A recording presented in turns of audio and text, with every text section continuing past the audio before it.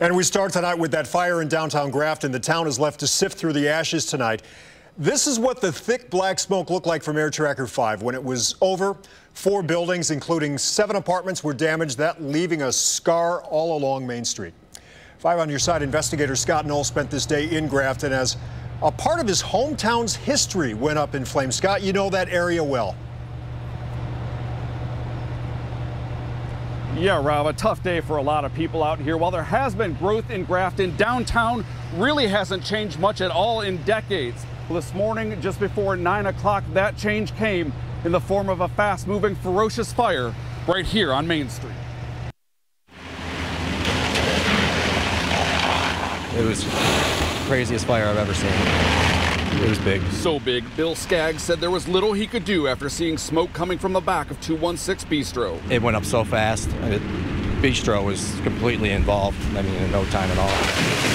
The fire intense. The explosion was so loud it literally woke me up out of bed and shook our house. Roxana Shepard grabbed her phone, captured this video of what was happening out her back window. The heat was very, very high. I opened my back door and you could feel the heat coming from the fire. A fire that soon spread to Lou's Pizza, destroying a Main Street fixture for 42 years in Grafton, to a neighboring barber shop, and to an insurance building and apartments where Taylor Twardzik lives. Really nervous because we have all of our personal belongings in there. She was taking her son to school when the fire started. Well, I was only gone for 9 minutes, maybe, not even. She came home to flashing lights, smoke, and uncertainty. Me and my grandma have lived here for 11 years, so all of our memories are in this house. This couple lived above the bistro. Their home collapsed into a pile of rubble.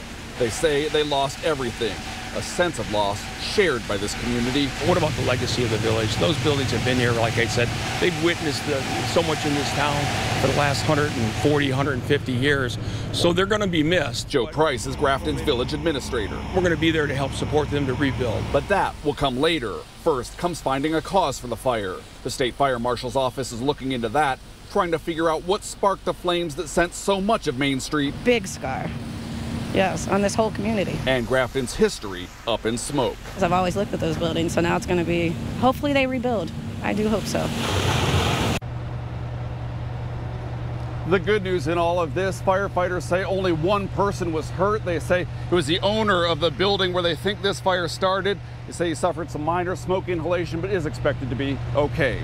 Reporting live in Grafton, I'm 5 on your side investigator Scott Knoll.